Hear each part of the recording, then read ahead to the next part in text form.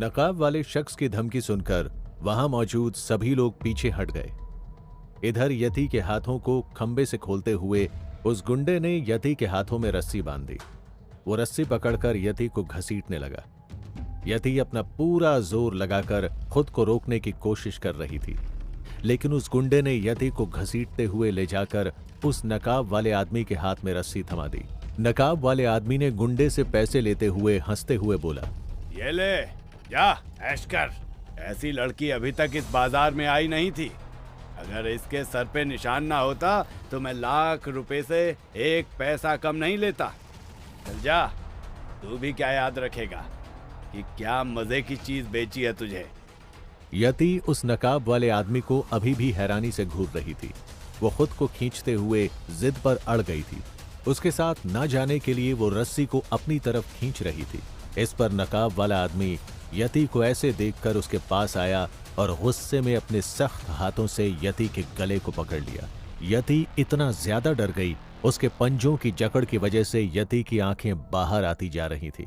वहीं उस नकाब वाले आदमी की आंखों में हद से ज्यादा गुस्सा भरा हुआ था। इससे पहले यति कुछ समझ पाती, उस आदमी ने एक झटके में यति को गोद में उठा लिया।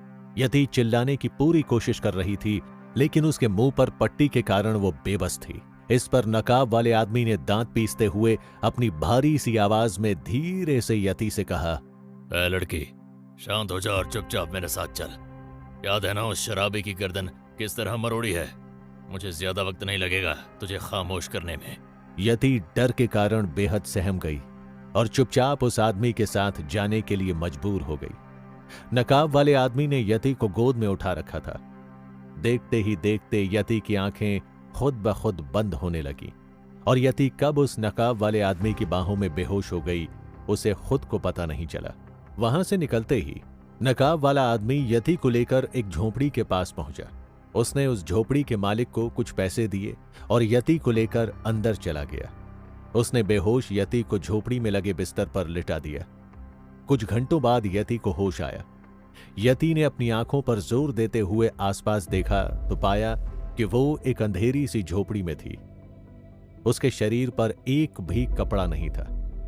यति इससे पहले कुछ और सोच पाती, उसने ठीक अपने सामने देखा कि कोई खड़ा था। अंगड़ाई लेते हुए वो सामने एक कुर्सी पर रखी हुई शर्ट को हाथ में लेकर पहनने जा रहा था। यति ने खुद को ऐसी हालत में देखने के बाद और सामने उस अनजान आदमी को कपड़े पहनते हुए देखकर समझ गई कि उसके साथ जो नहीं होना चाहिए था वो हो चुका था। यति ने पास पड़ी चादर को उठाकर खुद को चारों तरफ लपेट लिया और खुद को समेटते हुए बिस्तर के एक कोने में जा बैठी। यति के होश में आने की आहट को सुनकर सामने खड़े आदमी ने धीरे से नजर फिराकर देखा और फिर शर्ट के पास रखे नकाब को उठाकर उसे पहन लिया। यति पर मानो एकदम से कोई पहाड़ टूट पड़ा हो। उसकी आंखों से आंसू बह रहे थे। अब इस नकाब से मुंह ढक कर तुम्हारी दरिंदगी छुप जाएगी क्या? यति के इतना बोलने पर सामने खड़ा शख्स पलटा और धीमे कदमों से यति की तरफ बढ़ने लगा। वो यति के बिस्तर पर बैठ गया।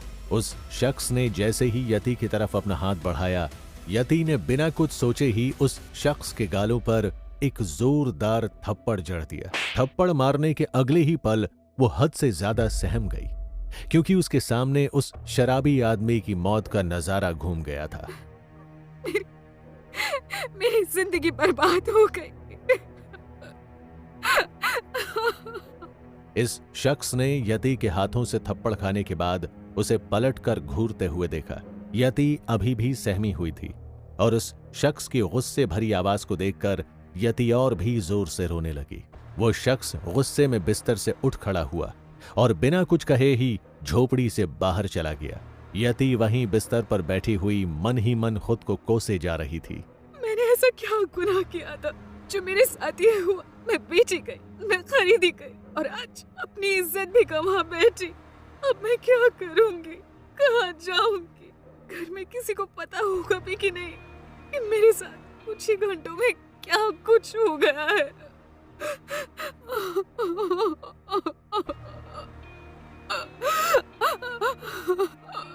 यति के पास अब ना कोई रास्ता बचा था और ना ही उसके दिमाग से ये बात बाहर जा रही थी कि अब उसकी जिंदगी पर यह भयानक दाग लग चुका था। यति के दिमाग में एक तरफ तो मरने का ख्याल आ रहा था, तो दूसरी तरफ इस जगह से बचकर वापस घर भागने की सोच रही थी। यति इसी सब में उलझी हुई थी कि तभी एक बार फिर से झोपड़ी का दरवाजा खुला। यति वापस से अपनी चादर को जोर से खुद से लपेटे हुए दीवार से चिपक गई। यति ने पाया कि दरवाजे पर नकाब वाला शख्स था और उसने हाथों में कुछ पकड़ा हुआ था। पहन ले इसे। और इतना कहते हुए वो वापस झोपड़ी के बाहर चला गया। यति ने थैला खोलकर देखा तो पाया कि उसमें कुछ कपड़े थे। उसने जल्दी से कपड़ों को पहना और अपने आप को ठीक तरह से देखने लगी। यति अपने शरीर को देख रही थी कि तभी बाहर से आवाज आई, ए लड़की, तेरा सब हो गया हो तो अंदर आ जाऊं मैं? इस पर यति ने घबराते हुए इधर उधर देखा। पास में ही एक छोटा स्टील का जग रखा हुआ था, जिसे यति ने जल्दी से अपने हाथों में पकड़कर अपने हाथों को पीछे कर लिया और कहने लगी, हाँ, अब पूछने जैसा बचा ही क्या है। वो आदमी अंदर आकर बोला, ये ले, इसमें कुछ खाना है, खा ले इसे वरना भूख से ही तेरी जान चली जाएगी। यति उसके हाथ को एक तरफ करते हुए गुस्से में बोली, मुझे नहीं खाना तुम्हारे हाथ का दिया कुछ भी।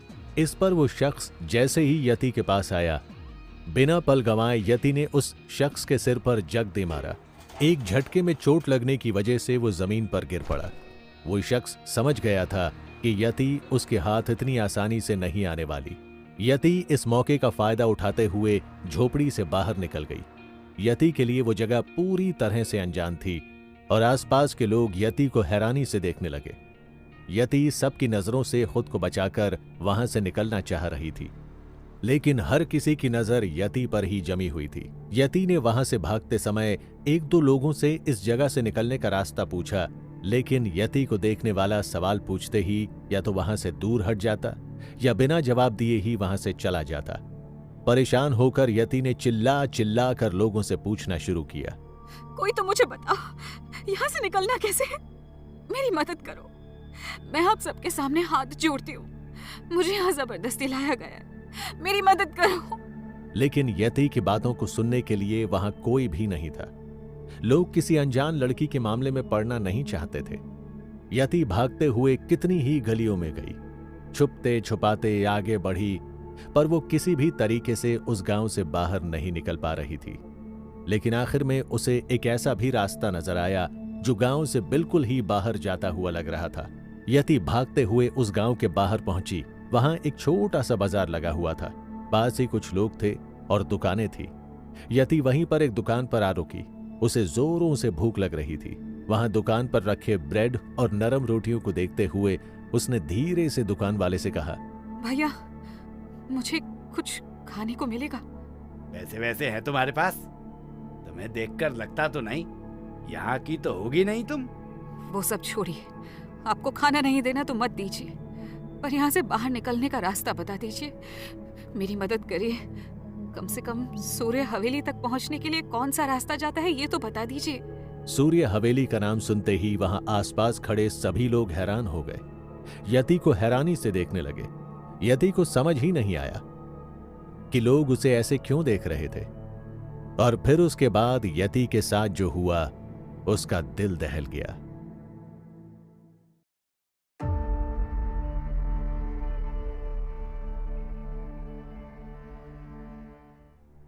यति को लगा उसे वहां से चले जाना चाहिए, लेकिन वहां पर बैठे कुछ लोग जो यति की बातें सुन रहे थे, उन्होंने यति से कहा, अब जरा रुको तो, सूर्य हवेली नाम का है ले रही हो? ठाकुर साहब को जानती हो? यति को बिल्कुल भी नहीं पता था कि वो लोग सूर्य हवेली को किस तरह से जानते हैं। वो लोग दोस्त हैं या दुश्मन। इसीलिए उसने सच्चाई ना बताते हुए उन लोगों से कहने लगी, हाँ, मुझे उनसे कुछ काम है। आप मुझे वहां जाने का रास्ता बता सकते हैं क्या? अरे अरे, हम सब वहीं जा रहे हैं। जश्न है ठाकुर साहब के यहाँ, तो हम तुमका हवेली तक ठीक ठाक पहुंचा देंगे। नहीं, आप लोग परेशान मत होइए, बस रास्ता बता दीजिए, मैं चली जाऊंगी और मुझे खाना भी नहीं चाहिए। पर वो लोग जबरदस्ती खाना खाने के लिए यति पर दबाव बनाने लगे। यति को ये सब बेहद अजीब लग रहा था। इस पर उसकी नजर अचानक उस दुकानदार पर पड़ी जो कब से चोर नजर से देखे जा रहा था। यति की नजर उस पर पड़ते ही दुकानदार ने आंखों से ही यति को इशारा किया कि यहां से तुरंत निकल जाए। यति को इशारा ठीक तरह से समझ में नहीं आया, लेकिन वो इतना जान गई कि कुछ तो गड़बड़ है। वो बिना कुछ सोचे ही एकदम से वहां से जाने लगी, लेकिन यति के वहां से निकलते ही उन लोगों ने दौड़ते हुए यति का रास्ता रोक लिया और फिर उसे ऊपर से नीचे देखते हुए कहने लगे, कसम से बड़े तेवर हैं तुम्हारे तो। तुमको क्या लगता है, तुमको देखकर हम समझ नहीं पाएंगे कि तुम यहाँ की नहीं हो? अरे तुम्हारे जैसे माल को ऐसे कैसे जाने दें? तो अब तुम महल तो जाओगी, बस फर्क है कि सूर्य महल की जगह हमारे महल चलोगी, हमारी रानी बनने के लिए। इतना सुनते ही यति ने अपने पीछे मुड़कर देखा तो पाया कि उसको चारों तरफ से घेर लिया गया था। इस पर यति ने अपने ठीक पीछे खड़े एक शख्स को जोर से धक्का दिया और फिर वहां से भागने की कोशिश करने लगी, लेकिन यति की कोशिश नाकाम होती हुई नजर आ रही थी। वो लोग यति से ज्यादा फुर्तीले निकले। वो लोग यति का मुंह दबाते हुए जबरदस्ती उसे जंगल की तरफ ले जाने लगे। यति चीखने चिल्लाने की पूरी कोशिश कर रही थी, लेकिन इस बार भी यति का उन लोगों पर कोई बस नहीं चल रहा था। इस बार फिर से उसका मुकाबला कुछ 4-5 हट्टे कट्टे गुंडों से था। उनकी आंखों में उसको हैवानियत नजर आ रही थी। वो लोग यति को खींचते हुए जंगल के बीचों बीच ले आए, जहां दूर दूर तक कोई भी नहीं था। वो लोग यति को जमीन पर पटक कर उसके हाथ पैरों को जोर से दबाने लगे। यति की आंखों से लगातार आंसू गिर रहे थे और उसके चेहरे पर खौफ गहराता जा रहा था। उसकी लाल पड़ चुकी आंखें ऊपर आसमान की तरफ देख रही थी। उन गुंडों ने यति के हाथों और पैरों को जमीन पर जोर से दबा रखा था। एक ने यति के मुंह पर हाथ रखकर उसके मुंह को दबाया हुआ था ताकि यति बिल्कुल भी न चीख चिल्ला पाए और यति की आवाज कोई भी न सुन पाए। यति का दम घुटने लगा था। क्या गोरा माल हाथ लगा है आज। वो लोग जोर से हंस रहे थे। उनकी हंसी की आवाज सुनकर यति के दिल की धड़कन थमी जा रही थी, मानो यति का दिल तिल तिल करके मर रहा हो। सामने खड़े गुंडे ने यति के कुर्तों को उसकी कमर से चीरते हुए अलग कर दिया। यति बुरी तरह से चीखने चिल्लाने की कोशिश कर रही थी। इसके बाद उस सामने खड़े गुंडे ने जैसे ही यति के कपड़ों को हाथ लगाया, यति ने अपनी आंखों को जोर से बंद कर लिया। लेकिन ये क्या, इस बार उस गुंडे के गंदे हाथ यति को दोबारा छू नहीं पा रहे थे। उसकी वो हैवानियत से भरी हंसी अचानक से बंद हो गई। वहां एकदम इतना सन्नाटा क्यों फैल गया? यति के कानों में गुंडों के हंसने की आवाज की जगह दर्द से तड़पने की आवाज आई। यति ने जैसे ही उस आवाज को सुना और अपनी आंखें खोलकर देखा तो पाया कि सामने खड़े हुए गुंडे ने, जिसने उसके कपड़ों को चीर दिया था, अचानक ही जमीन पर गिर पड़ा था। साथ ही जिन दो गुंडों ने यति के पैरों को पकड़ा हुआ था, उनमें से एक के सिर से खून बह रहा था और दूसरे गुंडे की गर्दन किसी ने अपने हाथों में दबोच रखी थी। वो सामने खड़ा शख्स कोई और नहीं बल्कि वही था जिसने यति को खरीदा था।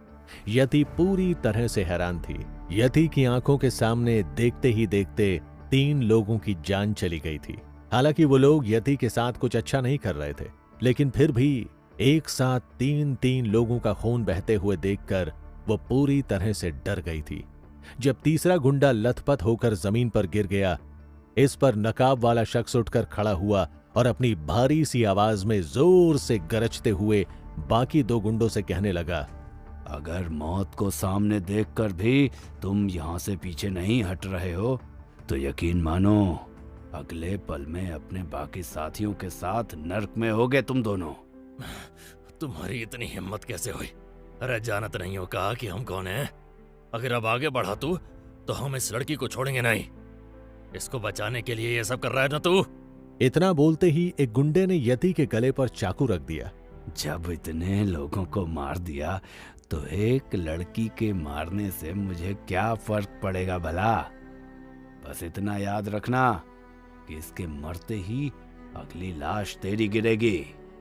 इस पर एक गुंडे ने दूसरे को इशारा किया कि वो शख्स पर चाकू से हमला करे और दूसरे गुंडे ने ठीक ऐसा ही किया। चाकू लगते ही नकाब उससे कटकर जमीन पर गिर गया। यति ने देखा कि उसके सामने जो शख्स खड़ा था उसका चेहरा भी खून से लथपथ था। यति को एक पल में ही आंखों के सामने झलक दिखने लगी कि यति ने ही उसके सिर पर वार किया था और फिर झोपड़ी से भागी थी। वो शख्स देखने में कुछ 33 या 34 साल का था, लंबी चौड़ी कद काठी का सांवला और बिखरे बालों वाला, उसकी आंखों में इस समय मौत तांडव करती नजर आ रही थी। उस शख्स का चेहरा देखते ही वो दोनों गुंडे पूरी तरह से हैरान हो गए। उन दोनों ने अपने घुटनों को जमीन में टेकते हुए अपने दोनों हाथ जोड़ लिए और अपनी जान की भीख मांगते हुए जोर जोर से चिल्लाकर कहने लगे, भैरव मालिक, माफ कर दीजिए भैरव मालिक। हमका नहीं पता था कि सामने आप हैं। अगर पता होता कि लड़की आपकी अमानत है, हम कभी भी इसको हाथ नहीं लगाते। हमका माफ कर दो मालिक। अमानत? हाँ, इसे मैंने खरीदा है। मेरी चीजों को कोई हाथ भी लगाए मुझे बर्दाश्त नहीं। तुमने तो सीधे इस पर हाथ ही डाल दिया। खैर, अगर ये मेरी नहीं भी होती तो भी तुम जैसे दरिंदों को मैं कभी नहीं छोड़ता। इतना कहते हुए उस भैरव ने उस गुंडे के हाथों से चाकू छीना और उन दोनों के ही गले पर वार करते हुए उनके गलों को रेत दिया और उन्हें भी मौत की नींद सुला दिया। अपने सामने एक बार फिर से खून होते हुए देखकर अब कुछ भी समझ नहीं आ रहा था। उसके सामने खड़ा शख्स अपने हाथों में चाकू लिए खून से पूरी तरह से लथपथ था। यति के सामने 5 लोगों की लाशें पड़ी थीं, जिनमें से 2 अभी भी तड़प रहे थे। मुझे जाने दो। मुझे घर जाना है। मुझे मेरे घर जाना है। मुझे जाने दो। इससे पहले यति कुछ भी कर पाती या उठकर खड़ी भी हो पाती, धीरे से अंधेरे ने उसकी आंखों को पूरी तरह से ढक लिया। यति को पता भी नहीं चला कि कब वो जमीन पर ही बेहोश होकर गिर पड़ी। यति सिर्फ 23 साल की एक ऐसी लड़की थी जो अभी तक सिर्फ और सिर्फ शहरों में पली बढ़ी थी। वो ज्यादातर शहर में रहती और सिर्फ कभी कभार ही अपने गांव में आती थी, जहां ठाकुरों के उसूल, नियम, कायदे कानून ज्यादा चलते थे। आपसी दुश्मनी और रंजिश के चलते यति के पिता और भाई ने उसे शहर भेजा हुआ था। यति की एक बहन की शादी हो चुकी थी। यति सबसे छोटी बेटी थी, इसीलिए उसे शहर में रखा गया था ताकि वो परिवार के सारे दुश्मनों से दूर रहे। यति की आंखों के सामने पहली बार ऐसा मंजर था जहां खूनी खेल खेला गया था, और फिर उन लाशों को बिछाने वाले का चेहरा भी खून से लथपथ होकर यति की आंखों के सामने था। ये सारे नजारे यति की आंखों के सामने घूमे ही जा रहे थे कि अचानक ही उस गहरी बेहोशी से यति की आंखें खुल गईं और वो जोर से चीख कर उठ पड़ी। नहीं! यति ने जब खुद को उस जंगल में ना पाकर वापस उसी झोपड़ी में बिस्तर पर लेटा हुआ पाया, जैसे ही उसने बिस्तर से उठना चाहा तो पाया उसके हाथ बंधे हुए हैं। उसके हाथों की रस्सी झोपड़ी के दरवाजों को पार करके भैरव ने थाम रखी थी। यति को ध्यान आया कि उन गुंडों ने यति के कपड़ों को फाड़ दिया था। इस पर यति ने घबराते हुए अपने कपड़ों की तरफ देखा, लेकिन इस बार फिर से उसके शरीर पर अलग ही कपड़े थे, जिन्हें देखकर अब वो हद से ज्यादा हैरान थी, क्योंकि उसके शरीर पर आम कपड़ों की जगह सुहाग का जोड़ा था। क्या थी उस वक्त की सच्चाई? क्या थी यति के सुहाग के जोड़े की सच्चाई?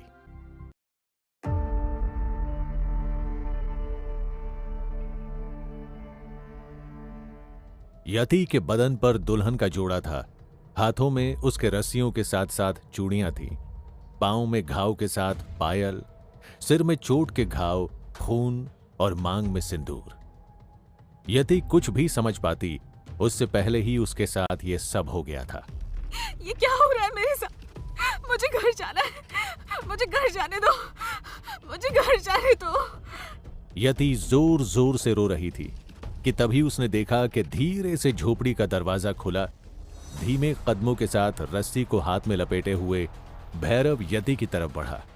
अचानक ही कुछ सोचकर यति धीरे से अपने हाथों को अपनी मांग की तरफ ले गई और अपने हाथों से अपनी मांग के सिंदूर को छूते हुए वो जोर से चिल्लाते हुए कहने लगी, ये तुमने क्या किया? क्यों किया मेरे साथ ऐसा? मारना था तो मार देते। मेरी जिंदगी तो तुम पहले ही तबाह कर चुके हो और कितना बर्बाद करोगे मुझे। मेरी क्या गलती थी? तुमने मेरे साथ ऐसा क्यों किया? मैं तो तुम्हें जानती तक नहीं। अरे तुम्हें तो क्या इस जगह पर किसी को नहीं जानती, फिर क्यों किया मेरे साथ ऐसे? घर जाना चाहती हो ना? हाँ, तो अब मुझे घर जाने दोगे ना?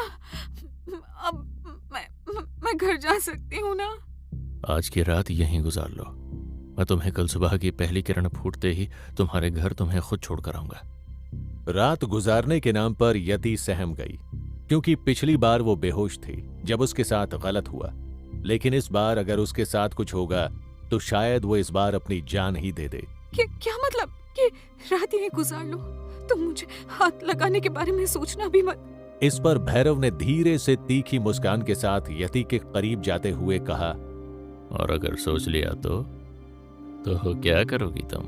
यति घबराई हुई थी, लेकिन उसने भैरव को पीछे की तरफ धक्का देते हुए कहा, मैं जान ले लूंगी तुम्हारी, और अगर तुम्हें कुछ ना कर पाए तो खुद की जान ले लूंगी। मुझे छूने की कोशिश भी मत करना। देखो, कोई फर्क नहीं पड़ता, नहीं इन आंसुओं से और नहीं तुम्हारे चिल्लाने से। भैरव यति की रस्सियों को अपने हाथ में लपेटे हुए जाकर एक कुर्सी पर आंख बंद करके बैठ गया। यति बिस्तर तक भी नहीं जा पा रही थी, उसके हाथ की रस्सियां इतनी कम बची हुई थी। यति वहीं जमीन पर बैठकर अपनी सहमी हुई आंखों से भैरव को देख रही थी। देखते ही देखते थक कर यति की आंख लग गई और वो सो गई। कुछ ही देर बीती थी कि यति ने धीरे से अपनी आंखें खोली और भैरव की तरफ देखते हुए उसने अपने हाथों की रस्सी को बड़ी शांति के साथ निकालना शुरू किया। भैरव के हाथ से यति के हाथों में बंधी हुई रस्सी धीरे धीरे सरकने लगी थी और यति ने खुद को बड़ी खामोशी के साथ भैरव की चंगुल से आजाद कर लिया था। यति ने बेहद शांति से अपने पैरों को जमीन पर रखा, क्योंकि उसके पैरों में बंधी पायलों की आवाज से भैरव की आंख खुल सकती थी। यति ने खुद को भैरव की पहुंच से दूर करते हुए झोपड़ी का दरवाजा खोला और चुपचाप झोपड़ी से बाहर निकल गई। रात के अंधेरे में यति जल्दी जल्दी आगे बढ़ रही थी। उसे पूरी उम्मीद थी कि वो वापस सूर्य हवेली जाने का रास्ता कुछ भी करके ढूंढ ही लेगी। यति रात भर भटकती रही। उसके हाथ में अभी भी रस्सी बंधी हुई थी, क्योंकि भैरव ने रस्सी को इतना कस कर बांधा था। रात भर चलने के बाद अब यति बुरी तरह से थक गई थी। उसके कदम लड़खड़ा रहे थे और सांस फूल रही थी, पर शायद किस्मत उसके साथ थी। अनजाने ही इस बार भागते भागते उसने सही रास्ता पकड़ लिया था। घंटों चलने के बाद आखिरकार यति को अपना घर ठीक सामने नजर आने लगा। वह सूर्य हवेली के ठीक सामने खड़ी थी, लेकिन अंदर पहुंचने से पहले ही यति के पीछे गांव वालों की अच्छी खासी भीड़ जमा हो चुकी थी।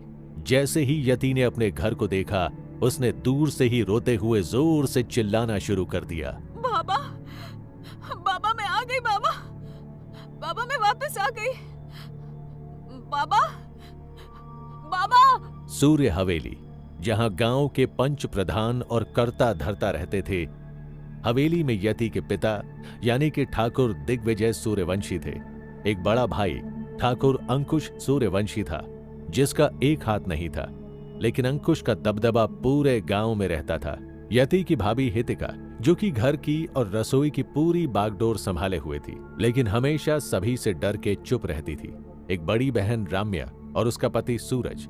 सूर्य हवेली में इस परिवार के अलावा अनगिनत नौकर चाकर रहते थे, पर वहां जैसे ही शोर मचने लगा कि यति महल के सामने है, वैसे ही सभी लोग घबराकर हवेली के सामने इकट्ठा हो गए। यति की बिगड़ी हुई हालत देखकर बिना कुछ कहे ही लोग समझ गए कि उसके साथ कुछ तो बुरा हुआ है। यति का सिंदूर उसके पूरे चेहरे पर फैला हुआ था। यति के बदन पर सुहाग के जोड़े ने लोगों का शक यकीन में बदल दिया था। जैसे ही अपनी हवेली की चौखट को पार कर यति अंदर आने लगी, किरण देवी यानी यति की दादी ने जोर से गरजते हुए कहा, रुक जा लड़की, तू अंदर ना आ सकती। ये चौखट मर्यादाओं से बनी है, ये चौखट को लांघने की कोशिश भी मत कर। किरण देवी की बात सुनकर सभी लोग ज्यों के त्यों रह गए। तू अब वो लड़की भी ना रही जिसे ठाकुर खानदान की इज्जत कहा जा रहा था। तेरे बदन पर किसी के सुहाग का जोड़ा है और तेरे शरीर पर किसी के हवस के निशान। सुनो रे सब, पंचायत बुलाओ। लगता है न्याय हमारा इंतजार कर रहा है। और लड़की तू सुन, पंचायत में अपना पक्ष रख और निर्दोष साबित होने पर ही तू अपने घर वापस आ सकती है। निर्दोष? मैंने ऐसा क्या किया है जिसमें मुझे खुद अपने आप को निर्दोष साबित करना होगा? दादी, अरे मेरे साथ गलत हुआ है, मुझे मुझे अगवा किया गया था दादी। अरे हम कैसे मान लें? तू घर छोड़कर भागी थी। हो सकता है कि जिसके साथ भागी हो उसने तुझे छोड़ दिया हो। बात यहाँ गांव की इज्जत की है और खानदान की मर्यादा की है। इसीलिए सबसे पहले पंचायत बिठाई जाएगी। और दिग्विजय, तू पंच प्रधानों को पंचायत में आने के लिए न्योता भिजवा। उनसे कह कि एक लड़की ने खुद की इज्जत खो दी है। किरण देवी की बात सुनकर इससे पहले कि बाकी सब कुछ कहते, गांव में बात आग की तरह फैल गई। लोगों की जुबान बंद करने के लिए और इज्जत बचाने के लिए किरण देवी जानती थी कि किस तरह से मामले को सुलझाया जा सकता है। तभी यति ने रोते हुए चिल्लाना शुरू किया। बस बहुत हुआ, मैं घर के अंदर आऊंगी। आप मेरे साथ ऐसा नहीं कर सकते। गांव के लोगों में कानाफूसी शुरू हो चुकी थी। लोगों की भीड़ हवेली के सामने जमा होती जा रही थी। हवेली के लोग किरण देवी की तरफ उम्मीद की नजर से देख रहे थे कि वो यति की बात मान जाए। इससे पहले कि कोई कुछ भी बोलता या समझ पाता, यति ने किरण देवी की बात को न मानते हुए जैसे ही अपना कदम हवेली के अंदर रखना चाहा, अचानक से पीछे की तरफ से उसकी रस्सी जोरों से खींची और यति वहीं रुक गई। उसके हाथों की रस्सी को किसी ने पीछे से पकड़ा हुआ था। यति ने जैसे ही पीछे मुड़कर देखा, वो पूरी तरह से हैरान रह गई।